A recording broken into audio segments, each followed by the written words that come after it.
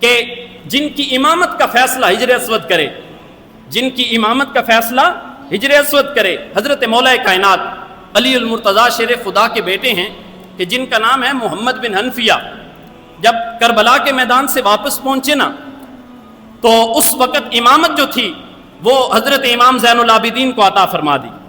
جب حضرت امام زین العابدین کو امامت عطا فرمائی تو محمد بن حنفیہ یہ رشتے کے اندر حضرت مولا کائنات علی المرتضیٰ کے کیا تھے؟ بیٹے تھے، اور امام زین العابدین کے کیا لگتے تھے؟ چچا لگتے تھے۔ محمد بن حنفیہ جو حضرت امام زین العابدین کے کیا تھے؟ چچا تھے، آپ کی خدمت میں حاضر ہوئے، حاضر ہو کر کہنے لگے بھتیجے تجھے پتہ ہے میرا مقام کیا ہے؟ کہاں پتہ ہے، کیوں نہیں، آپ حضرت مولا کائنات علی المرتضیٰ شیر خدا کے بیٹے ہیں اور میرے چچا ہیں۔ فرمایا کہ پھر جو امامت کا جو فیصلہ ہے وہ تو مجھے عطا کر، کہ یہ جو تو نے امامت کا منصب ہے نا اسے تم نے سنبھال لیا ہے، حق میرا زیادہ بنتا ہے، عمر میں میں زیادہ ہوں، عزت میں، وقار میں، حلم میں، بردباری میں زیادہ فضیلت والا ہوں۔ حضرت امام زین العابدین کے جملے سنیے۔ فرمایا چچا تیری شان تو بڑی ہے، تو علی المرتضیٰ شیر خدا کا بیٹا ہے، اگر تو چاہتا ہے کہ تجھے امامت ملے، اگر تو چاہتا ہے کہ تجھے کیا ملے؟ امامت ملے، تو اس کا فیصلہ پھر میں اپنے اوپر نہیں کرتا، پھر اس کا فیصلہ حجر اسود سے کرواتے ہیں۔ پھر اس کا فیصلہ کس سے کرواتے ہیں؟ حجر اسود سے کرواتے ہیں۔ حضرت محمد بن حنفیہ نے جب یہ جملے سنے حیران ہوئے، تعجب ہوا کہ یہ کس طرح کا فیصلہ ہے کہ امامت کا فیصلہ تم کس سے کروانا چاہتے ہو؟ حجر اسود سے کروانا چاہتے ہو؟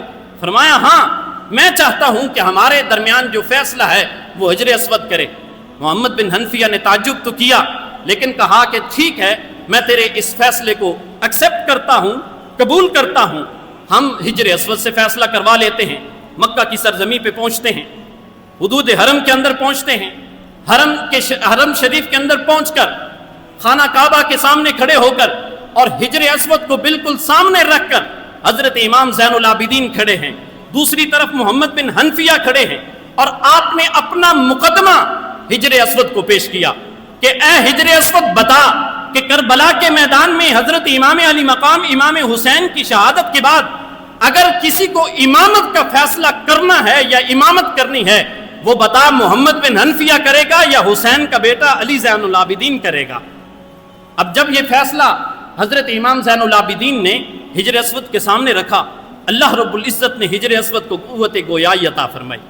راوی لکھتے ہیں کہ جب حضرت امام زین العابدین نے یہ بات کہی اور اپنا فیصلہ حجر اسود کو کیا، اسی لمحے جو حجر اسود تھا وہ جنبش کرنے لگا، حرکت کے اندر آ گیا، اور اپنی جو فصیح زبان تھی اس کے اندر کہنے لگا کہ حسین کی شہادت کے بعد اگر کسی کو امامت کا منصب عطا کرنا ہے تو وہ کسی اور کو نہیں عطا کیا جائے گا، وہ اگر کیا جائے گا تو پھر حسین کے بیٹے علی زین العابدین کو کیا جائے گا۔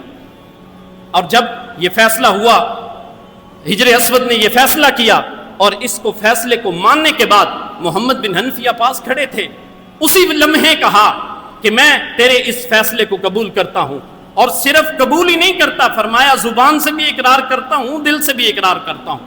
اور پھر مرتے دم تک، آخری دم تک محمد بن حنفیہ نے حضرت امام زین العابدین کے اس فیصلے اور جو حجر اسود نے فیصلہ کیا تھا کہ امامت کا منصب جو ہے وہ حسین کی شہادت کے بعد علی زین العابدین کو عطا کیا جائے گا، اس کو قبول کیا۔